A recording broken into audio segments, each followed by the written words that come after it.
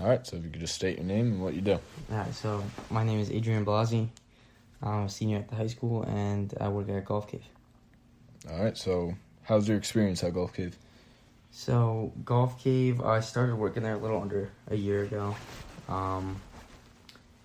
There is not a lot I do at GolfCave in terms of like there's a little bit of maintenance I do, but a lot of the job itself is around golf. Like whether people have questions, like there's a little bit of technology to it, so I do have to like fix some stuff. Obviously, I gotta clean the place, make sure it's presentable, but I do a lot of work with people in the cave. There's a ton of people that come in, and I end up golfing with them. So I could, like, I'm with a lot of the people that come in there. I'm with a lot of the golfers. I do spend a lot of time with them, not just conversing about like issues they're having, but also getting familiar with them as people and playing golf with them. Cool. So what are some of the technologies that GolfCave offers? So we use something called TrackMan at the GolfCave. It's a simulator. So the TrackMan itself is sitting right behind you as you play, as you swing. So that is actually, TrackMan is the tracer that they use on like PGA tours. So if you're ever watching any golf, if you're ever watching it on the TV and they'll hit the ball and you'll see like statistics pop up on like the bottom, whether that be how far it goes or you'll see the tracer itself. So as they hit the ball, you'll see like a red, a blue, a green line. Follow the ball and it'll show you where it goes, where it curves. That is TrackMan that they use. What you see on TV? Yeah. Really? Yeah. Oh, I didn't know that. Huh. Actually, they use that in like baseball too. Or really, like, TrackMan? Yeah, or like if you ever watch like disc golf, like frisbees. Yeah. Like all those tracers that you see, or like in tennis. I've seen it in tennis too. When they're hitting the ball and it's like a little hard to see on the TV. If you're watching like a replay, all those tracers are TrackMan. Huh.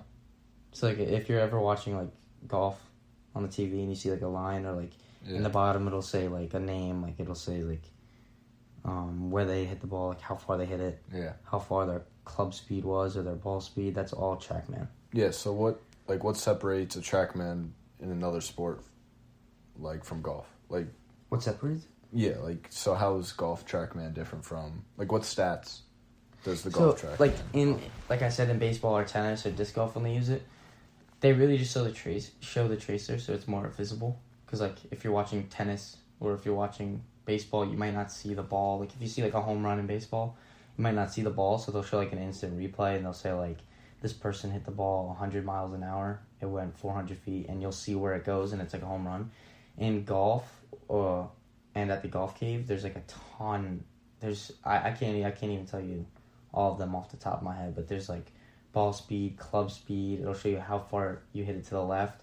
It'll show you the carry and the total. So the carry is how far the ball goes in the air. So once it hits the ground. So if I hit a ball and it goes like 100 yards and then it rolls to 120, it'll say the carry is 100 yards, the total is 120. We have ball speed, club speed, how far it went to the left. Something called smash factor, which is proportionate to the club speed and ball speed. It's just division. But it'll calculate it for you, which is how well you hit the ball. What are some other ones? I mean, I know when we'll have like swing plane. I was gonna say, I know when I was there, I usually just look at like club path and stuff like that. Right. So like the club path, it's a very small number. It probably ranges from like 0 to 3 because it's normally the shot is. I mean, unless you're like really bad. Yeah, but normally the shot is anywhere between like 0 and 3. So if you're in, I believe if you're in the negative, so if your swing plane is like 0.5, I think that's a draw. Yeah, that gets it right to left. Yeah. And I guess just opposite for the lefty. Yeah. Mm-hmm. And now, like how accurate? I mean, I guess if pros use it, has to be pretty accurate, right? One thing, from personal experience at the GolfCave, if you're on the range, because at the GolfCave you could go on the range like a what's it called, like a driving range, or you could do like 9 holes, 18 holes on a course. Mm-hmm. You can play games where it'll like give you a target and you have to hit it. So it'll be like, this is your target, it's 70 yards out. you see how close you can hit it. You get points. You can play against people. So on the range, I'd say it's 95% accurate. Just based on how I would hit a ball in real life. Like if I'm on a course and I hit a 6-iron, and then I go to the GolfCave and I hit a 6-iron, and they're pretty similar shots. Like let's say I hit a 6-iron really well on the course and in the GolfCave, I'd say most of the time it's very, very accurate. One thing I will say, if you're playing a course at GolfCave, a lot of the spin seems very exaggerated. I don't know if you know what I mean, but like if you hit a draw, sometimes it'll be a hook, or if you hit a fade, sometimes it'll be a slice. It's like the only thing I really do notice. It does. I think the TrackMan's more used for like the range. Yeah. If anything, like I guess you could go there just to have fun and play. It's mostly, I would say it's mostly used for like honing in your skills. And like becoming very familiar with each shot, each club, how you're swinging it, how differently you swing it. So like if you're trying to switch up your swing, you're trying to learn from it and see what you're doing wrong, I'd say that's mostly what it's used for.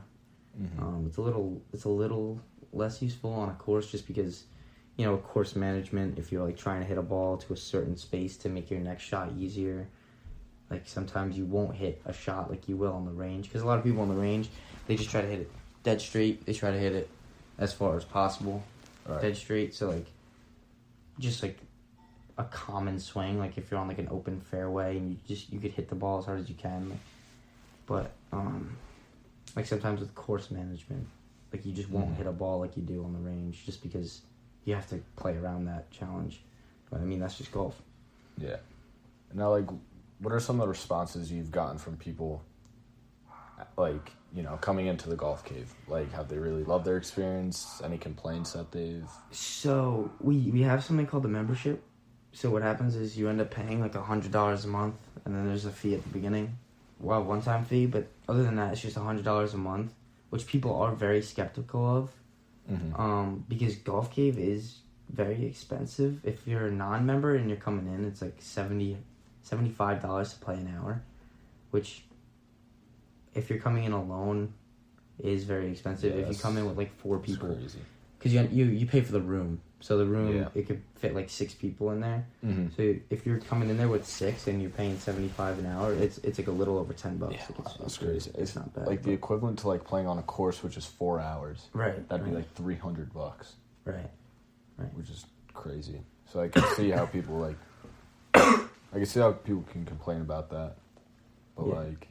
I mean, they're just a little skeptical, but yeah. Well, like, the membership, it's like $150 a month. It's $100 a month. The $150 initiation fee is just, I mean, that's just one time. Once you get past the first month, it's $100 a month. I mean, you 2 rounds and you're making that back. Right, but there's like a little bit of an incentive with the membership. So you get 2 free hours with the membership. So $100 a month, 2 free hours. That's $50 an hour. If you were to come in as a non-member, it's $75 an hour. That's $150. You've already made money back. Yeah. Like that's the whole idea, is that you've already made money with the $100 a month and the 2 free hours. So if you were to come in just twice, you're making money back. But I mean, those can roll. Like if you sign up in February and you don't come at all in March, and then you come back in April, you have 4 hours because it'll take the March ones and it'll save them. So you're never losing. So it's very beneficial. It's just golf is an expensive game, so it is a little pricey. But I mean, on top of that, it's like $40 for an extra hour. So you already made money back on the 2 free hours, and then every time you go, the appointments are cut in half. Like the price is cut in half. Yeah, which is great. But and that's assuming you use like your 2 free rooms that you already get for the month. So that's just on top of it. Like on top of it, you get 50% off. On top of your 2 free hours, you get 50% off. Yeah. But then they also give you like, I don't know if you've been to Club Champion, but you get like a free fit. So every year you get a free club fitting. So like if your clubs don't fit you, and you're a member at GolfCave, which a lot of people don't know about this. Yeah, I was about to say, I've been there a couple times and I've never, like, because I'm a member there and I've never done it. Right. So, I mean, if you're a member there, and you're like, oh, my clubs don't fit me, like, I want to get them refitted, you can get them that once a year. So, like, a lot of people, like, let's say you're, like, a 50-year-old man, and you're, like, a member, and you got your clubs fitted, you're probably not I mean, you're not gonna grow. Like once you get your clubs fitted, you're not gonna need it anymore. Yeah. So like what a lot of people do is if they're like I said, a 50-year-old man, they'll get their clubs refitted, and the next year they'll get their son refitted, and then the next year they'll get another. How son. common is that? Like, do The a lot of club people? fittings? Yeah. A lot of people don't get it. I guess it's just because it's a hassle. Like they don't, because it's on Route 22. Oh, So like okay. where I work, it's in Clark. So Route 22. I mean, it's only like 20, 30 minutes. It's like 15 minutes from Westfield, depending on where you live. So a lot of people don't want to do it, but it really helps people. The people that do it, they're like, oh my God, I wish I knew about that. Or if they did know about it, they'll be like, I wish I did that sooner. Like, that was great. Yeah, I guess you guys just don't market it as much as you do the membership itself and the golf experience. Well, we don't market it as much itself because we do promote other benefits of the membership itself. So like you get the free hours, but then we have something called the Cave Card. So it's a one-time fee. It's like $50, and we give you the key to the building. So GolfCave is open from 9 to 9. It's like 9:15, 9:30, or 8:30 to 9:15. But we're there early to like make it presentable. Yeah. And we stay a little late just to make sure everybody is like set up before we leave. Because as we're leaving, there's still people in GolfCave. Like we'll lock the doors, but we give you a key to the building. So if it's like 2 a.m. and you want to come in, like you're with like 3 people, you want to come in, you can. Like you could come in whenever you want. You just online, you sign in, and then you come in. And we've actually had some issues with that. Because we give you the key to the building, we don't know when you're in there unless you book an appointment. So a lot of people will go in there, they'll book for like an hour. They'll get like an 11 to 12 tee time. Because we do hour increments. Right. It's 1 hour appointments. You can do it every 15 minutes. Right. Of course, if like somebody is 8:30 to 9:30, you can't do it 9 to 10. Like you would have to wait for them to leave, depending on how full we are, because we have 6 caves. But we've had problems where like people will book like an 11 to 12, and they're there from like 10:30 to 2. Yeah. And it's like we check the cameras just to make sure people don't do that, because we've had people break stuff. So normally we don't care. We're very like if somebody has like an 8 to 9 and we close at 9, and that person's a member, just let them stay. We're like and they're like sitting in the lounge area. They're like on their laptop or on like a business call, because a lot of people do use it for that. They use it as it's like a country club. Yeah, it's a very chill environment. Atmosphere, yeah. Yeah. Like the environment, people will use it for like business and like just hanging around in there, like doing what they want, which we promote that too. Like we make sure the lounge is very clean. We have free water and coffee, whether you're a member or not. We have this kitchen area in the back. We have like water, coffee, hot chocolate, tea.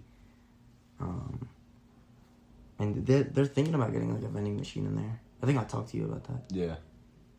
They don't know where they would put it, but at night I feel like that would be huge. Yeah. Like be if you're in the place and you're like hungry, you want some chips or like a granola bar. Are they thinking of like cracking down on the people that stay in there too long?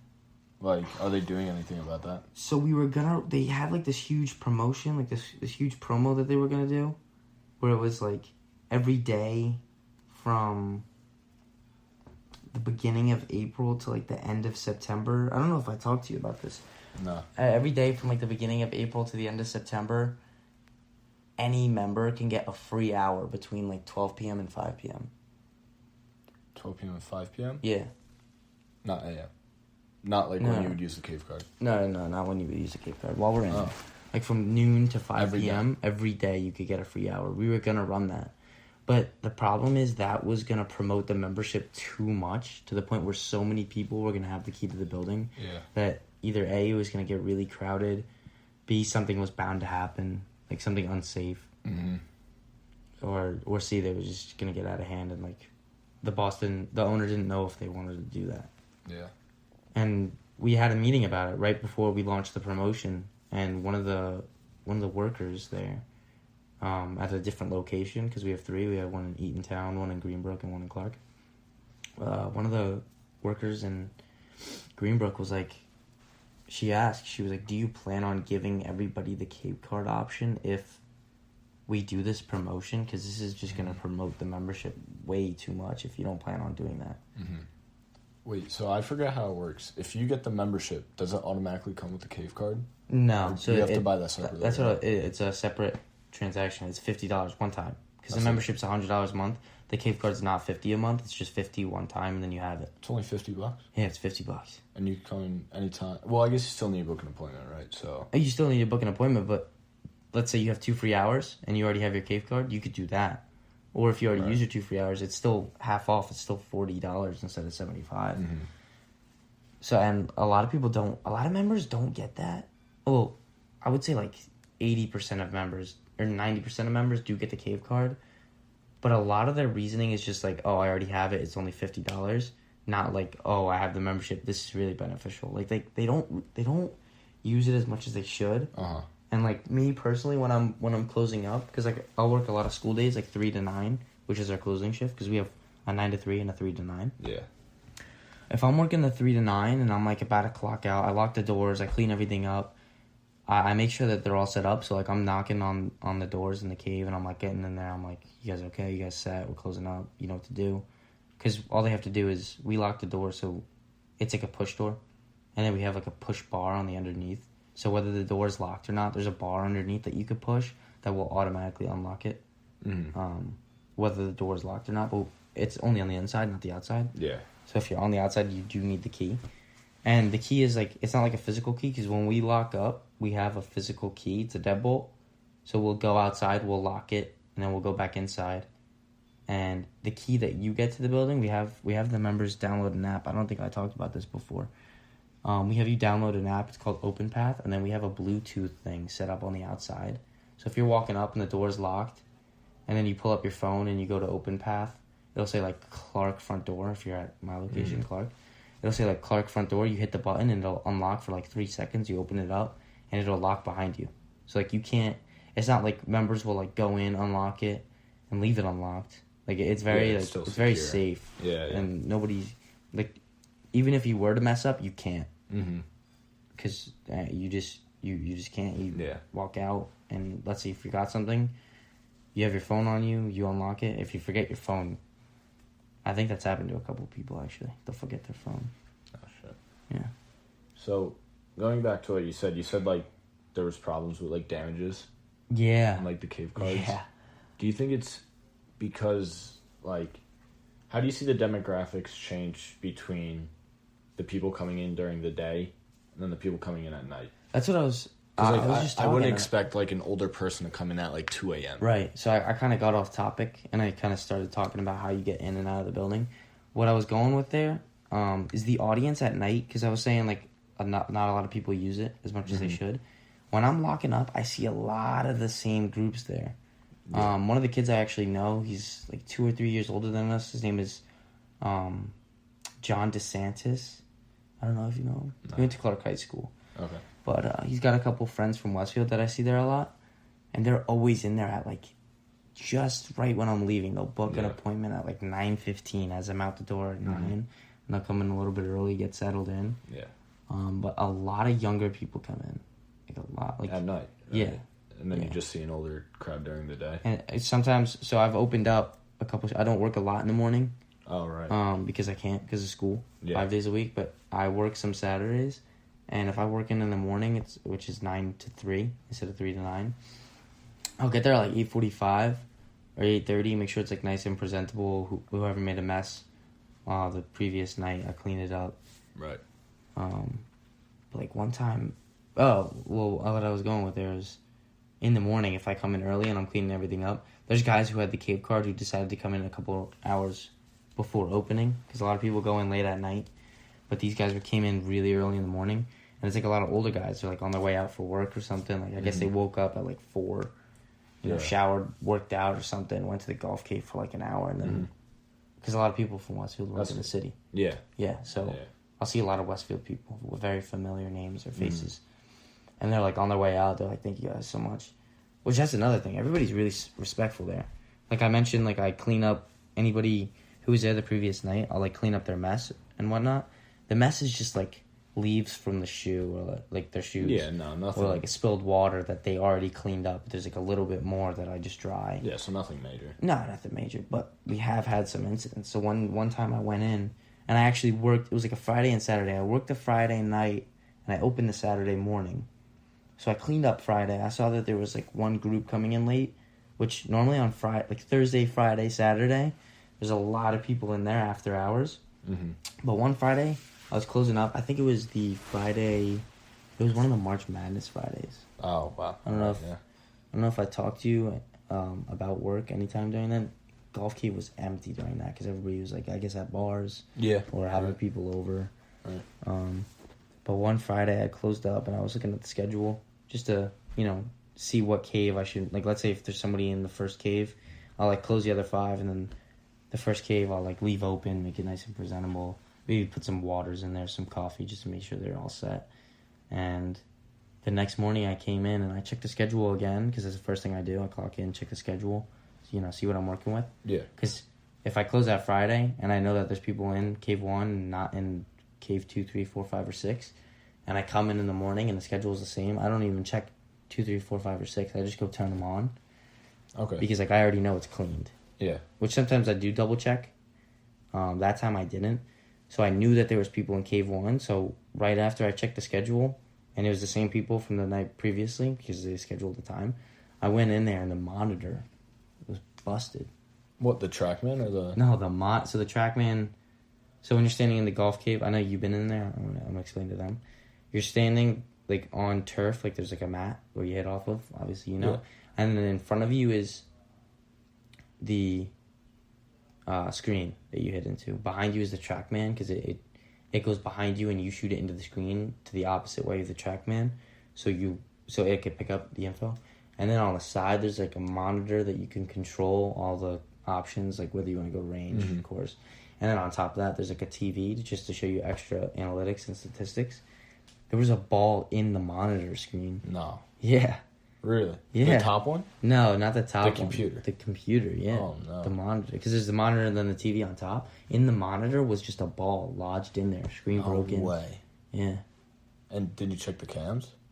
I called my boss. I don't have... well, you don't have access to it. So I don't have access to the cam. So if anything suspicious happens, which I would say that's pretty suspicious... Yeah, would that... Call like, the they boss didn't write down the and- note or anything? No, because... It was just left like that. That's actually a good question. We had one guy... This happened twice. One time while we were open, one time after hours. One time while we were open, some guy broke a TV. He came in, he apologized. We understand. I mean, it's just It golf. happens, yeah. He just had a bad shot. Yeah. In fact, I think he told us he shot it a little bit to the left, like not even... Because this guy, when he hit that ball, he must have hit it right into the TV. Like with some malicious intent. You can't hit a ball that bad. No. Directly to your right. Like, it's almost physically impossible. Especially for it to be, like, lodged in it. You would have Right. hit it pretty hard. But one guy, he just hit it like a little bit to the left, like probably 8 feet to the left, which like it's still a bad shot, but it just happens. I've done it before. The boss has done it. I've golfed with the boss before. He's done it before.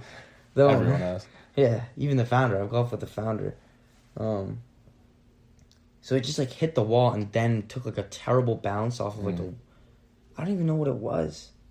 There's like this little like part in the wall, because like on like a windowsill, if you throw something and it hits like the inside of a windowsill, it'll bounce either back into the room or like out the window. Yeah. This guy hit it like there was a windowsill there, which there's not.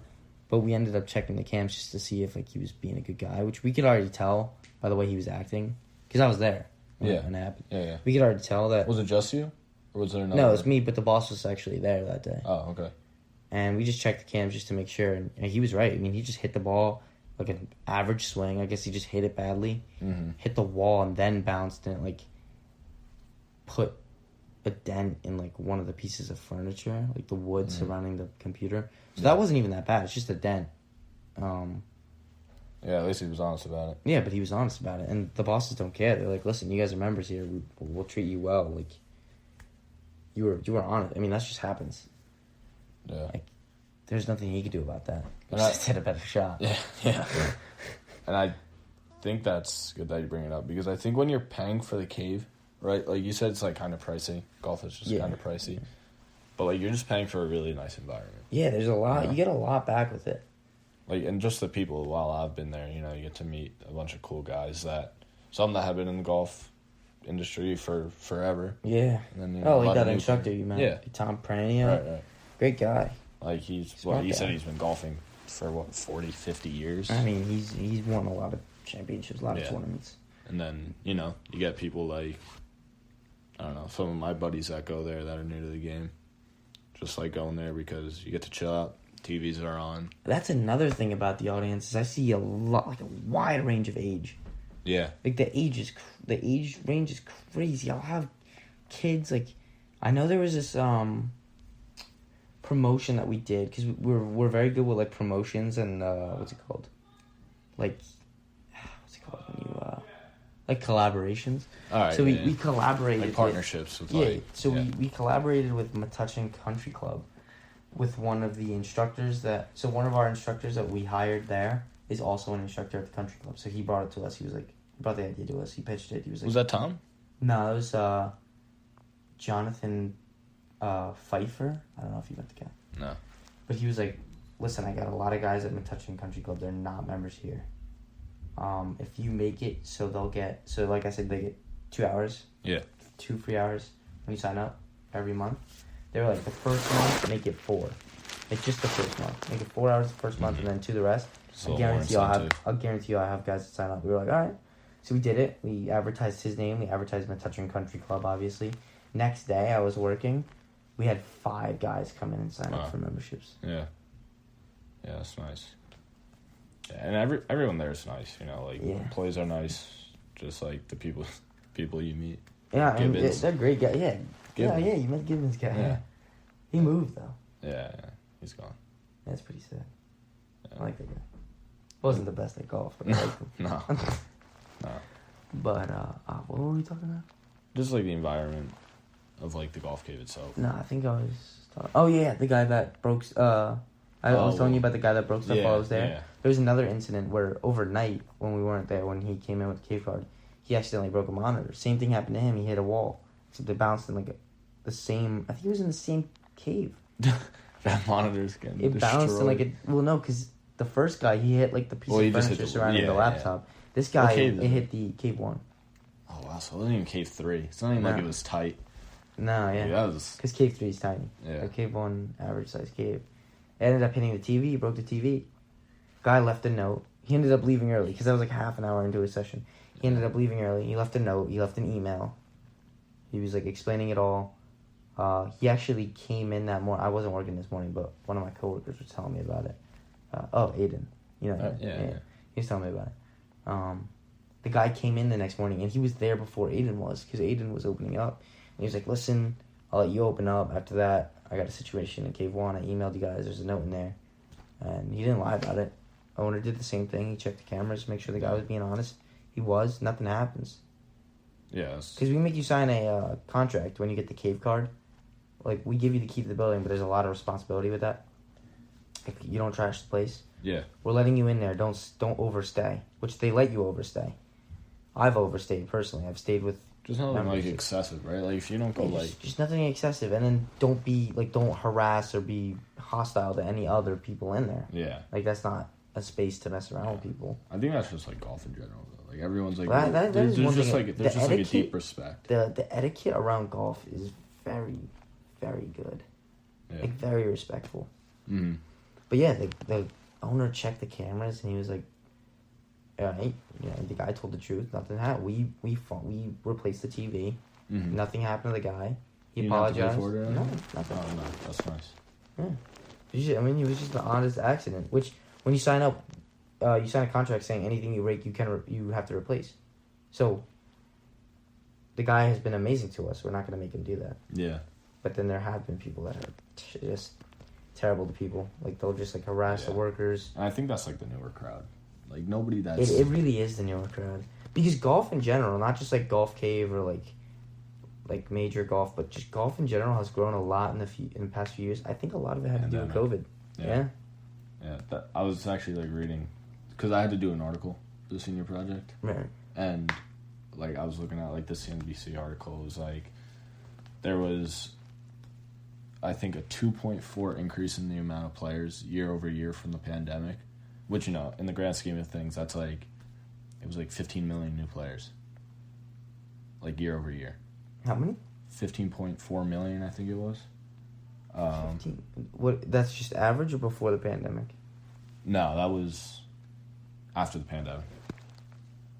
It, like, grew 2.4%. Or something like that. Oh.